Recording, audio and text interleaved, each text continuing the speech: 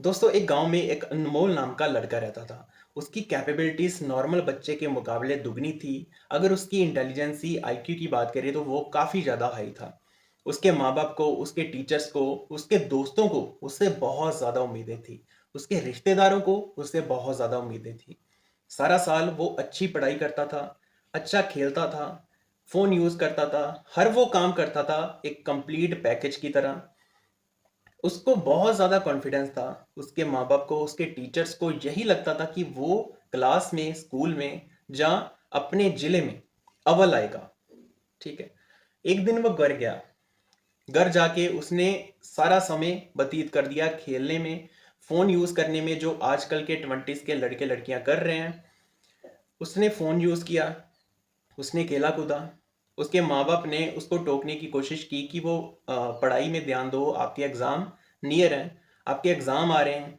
उसने हर बार बोला कि मैं एग्ज़ाम को अच्छे से क्रैक कर लूँगा, मुझे सब आता है, मैंने सब मैनेज करके रखा है, मेरे पास फ्री टाइम था तो मैं उसको यूटिलाइज कर रहा हूँ, उसको यूज़ कर रहा हूँ, मैं खेल रहा हूँ क्योंकि मेरा सिलेबस पूरी तरह कवर हो चुका है। ये आ गया एक ओवर कॉन्फिडेंस। ठीक है।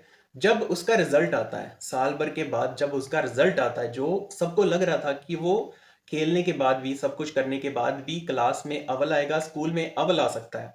लेकिन होता क्या है, उसका जो रिजल्ट था वीक बच्चे के कंपैरिजन भी बिलो एवरेज था। मान लो कि जो क्लास के सबसे ज्यादा वीक बच्चे थे, बैक बेंचर थे, जिनको यही हर बार सुनने को मिलता था कि आपका कुछ भी नहीं हो सकता, फ्यूचर आपका बिल्कुल डार्क है, वो बच्चे उससे आगे निकल जाते हैं। क्यों? क्योंकि उस बच्चे ने टाइम को, टाइम की वैल्यू को, टाइम की पावर को, टाइम की कंसिस्टेंसी को समझा नहीं। उसने अपने टाइम को डिवाइड नहीं किया, उसने अपने टाइम को मैनेज नहीं किया। उसने ओवर कॉन्फिडेंस के चलते हुए हर बार यही सोचा कि उसे सिलेबस पूरी तरह आता है, वो अच्छे से क्रैक कर लेगा, उसे किसी भी स्किल की, किसी भी फर्दर नॉलेज की या फर्दर कंसिस्टेंसी लर्निंग की जरूरत नहीं है। ठीक है। यहाँ पे गलती आती है टाइम को मैनेज करने की। फिर उसके दादाजी आते हैं। दादाजी उसके रोल मॉडल थे, वो दादाजी की तरह ही बनना चाहता था। उसके माँ बाप ने दादाजी को कॉल किया, वो उसके पास आए। दादाजी ने उसको टाइम को मैनेज करने के रूल्स बताए कि अपने टाइम को मैनेज कैसे किया जाता है और तूने क्या क्या गलतियां की। देखो, पानी का फ्लो एक बार निकल जाता है तो वो वापस कभी नहीं आता। वैसे ही अगर आपका 20s का टाइम, अगर आपका कीमती समय इस बार आपके हाथ से निकल गया, ट्रस्ट मी, ये सारी जिंदगी कभी नहीं आएगा। और वैसे भी बोला जाता है कि जो हमें ये मनुक्खा देह मिलती है, जो हमें ये शरीर मिलता है, 84 लाख जूनियों के बाद मिलता है।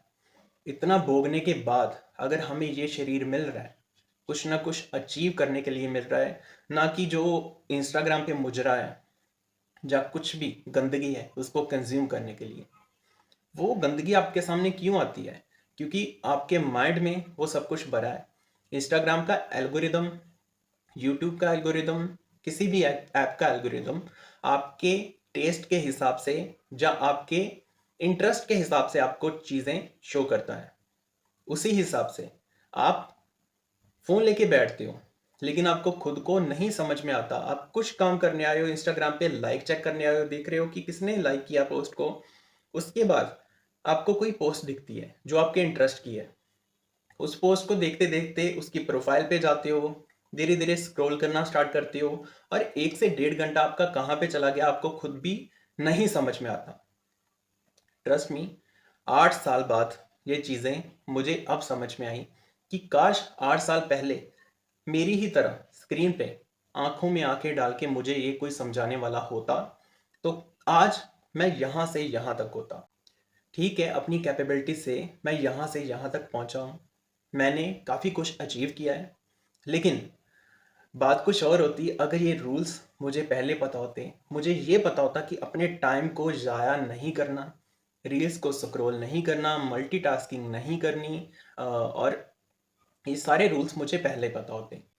गैस, हमारा एक कोर्स भी है जिसको आप कंसिडर कर सकते हो। अगर आप ट्रेडिंग को परस्यू करना चाहते हो तो ये कोर्स आपके लिए बेस्ट रहेगा, क्योंकि ये स्पेशली डिज़ाइन किया गया है बिगिनर के लिए। और जो हमारा सिखाने का लेवल है, आप सोच सकते हो कि एक दूसरी क्लास का बंदा भी इसको आसानी से समझ पाएगा। और जो ट्रेडिंग के अंदर वैसे भी लॉसेस के अंदर है, 2 साल 3 साल जिसको हो गए हैं, कुछ हो नहीं रहा, उसको भी बहुत आसानी से समझ में आएगा। और कोर्स की प्राइस काफ़ी ज़्यादा कम रखी है, 4499 है। इस पे भी डिस्काउंट आपको मिल जाएगा। यहाँ पे सारे कोर्स के जो टॉपिक्स हैं वो आपको देखने को मिल सकते हैं। एनरोल नाउ पे आपको क्लिक करना है और आप यहाँ पे एनरोल कर सकते हो कोर्स के लिए। अगर कूपन आपको चाहिए तो नीचे आपको डिस्क्रिप्शन में व्हाट्सएप का नंबर मिल जाएगा, वहाँ पे मैसेज कर देना। कूपन्स लिमिटेड है, सो आप जल्दी मैसेज कर सकते हो। तो नंबर 1 रूल से स्टार्ट करते हैं, लॉ ऑफ सेल्फ रिस्पॉन्सिबिलिटीज। जी, सबसे पहली चीज़ हम रिस्पॉन्सिबिलिटीज से ही स्टार्ट करेंगे। अगर आप सेल्फ रिस्पॉन्सिबल नहीं होंगे, खुद के लिए रिस्पॉन्सिबल नहीं होंगे, तो आप टाइम को मैनेज नहीं कर पाओगे। खुद के लिए रिस्पॉन्सिबल का मतलब कि आप अपनी सेहत के प्रति, आप अपनी वफा लॉयल्टी, आप अपने लव के प्रति, आप अपने पेरेंट्स के प्रति, आप अपने रिलेटिव्स, टीचर्स, एवरीबॉडी, आपकी सोशल रिस्पॉन्सिबिलिटीज़ क्या है, आपकी रोड पे चलते हुए रिस्पॉन्सिबिलिटीज़ क्या है, आपकी किसी को मुसीबत में देखते हुए रिस्पॉन्सिबिलिटीज़ क्या है। खुद को जानो, सबसे पहले अपनी रिस्पॉन्सिबिलिटीज़ को जानना है आपको, क्योंकि टाइम को मैनेज करना इतना आसान नहीं है। Time is the biggest power, time is the biggest healer, time is the biggest enemy, time is the biggest destruction, time is everything, time is money, time is happiness. Time को किसी भी परिभाषा के अंदर, किसी भी सिचुएशन के अंदर हम फिट कर सकते हैं, लेकिन वही टाइम अगर आपके हाथ से रेत की तरह फिसल जाएगा तो वो दोबारा रेत आपकी मुट्ठी में कभी वापस जमीन से उठ के नहीं आएगी। ऐसे ही आपकी जिंदगी है, धीरे धीरे कतरा कतरा वो गिर रही है। सो नंबर 1 लॉ इज, आपको अपनी रिस्पॉन्सिबिलिटीज के प्रति वफादार होना पड़ेगा, उनको पहचानना पड़ेगा। Responsibilities and needs, needs I mean to say रोटी कपड़ा मकान, basic needs. And number 2 rule is, आपको हर एक काम में कंसिस्टेंट होना पड़ेगा। आप आज मेरी वीडियो देख के मोटिवेट हो जाओगे, ठीक है, मोटिवेशन हर दिन आती है, लेकिन कंसिस्टेंसी तब आती है जब आप सेल्फ अवेयर, सेल्फ रिस्पॉन्सिबल बनते हो। आपको सबसे पहले सेल्फ रिस्पॉन्सिबिलिटीज को चेक करना पड़ेगा, सेल्फ अवेयर होना पड़ेगा। उसके बाद आपको सेकंड रूल को फॉलो करना है, जो है कंसिस्टेंसी। देखो, कंसिस्टेंसी के ऊपर मैं लगातार 30 मिनट 30 घंटे भी बोल सकता हूँ, क्योंकि कंसिस्टेंसी बहुत बड़ी चीज़ है। जैसे एक टाइम बड़ी पावर है, वैसे ही कंसिस्टेंसी बहुत बड़ी पावर है। आप किसी चीज़ को स्टार्ट कर रहे हो, उसको एंड कर रहे हो, फिर नई चीज़ स्टार्ट कर रहे हो, फिर उसको एंड कर रहे हो। किसी चीज़ को आप लंबा नहीं खींच पाते।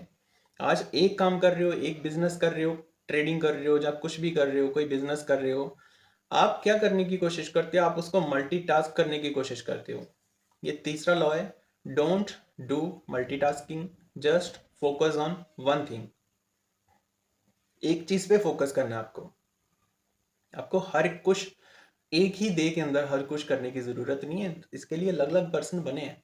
अपना अपना टेस्ट पहचानो, अपनी कैपेबिलिटी को जानो, अपनी रिस्पॉन्सिबिलिटी, ठीक है, अपनी क्वालिटी को पहचानो, आपका टेस्ट किस में है, आपका इंटरेस्ट किस में है, ठीक है, उसको फॉलो करो, उसको परस्यू करो, ठीक है।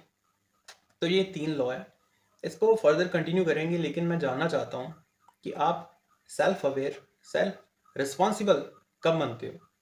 मुझे इस वीडियो के नीचे कमेंट चाहिए, ज़्यादा से ज़्यादा कमेंट चाहिए। ट्रस्ट मी, आपकी 8 साल की जो जर्नी है ना, वो मैं 8 मिनट के अंदर, 8 दिन के अंदर आपको चेंज कर सकता हूँ। अगर आप मेरा साथ दो, मेरी वीडियो को लाइक करो, चैनल को सब्सक्राइब करके एक प्यारा सा कमेंट छोड़ना। मिलते हैं नेक्स्ट वीडियो में, तब तक के लिए गुड बाय, बी अवेयर।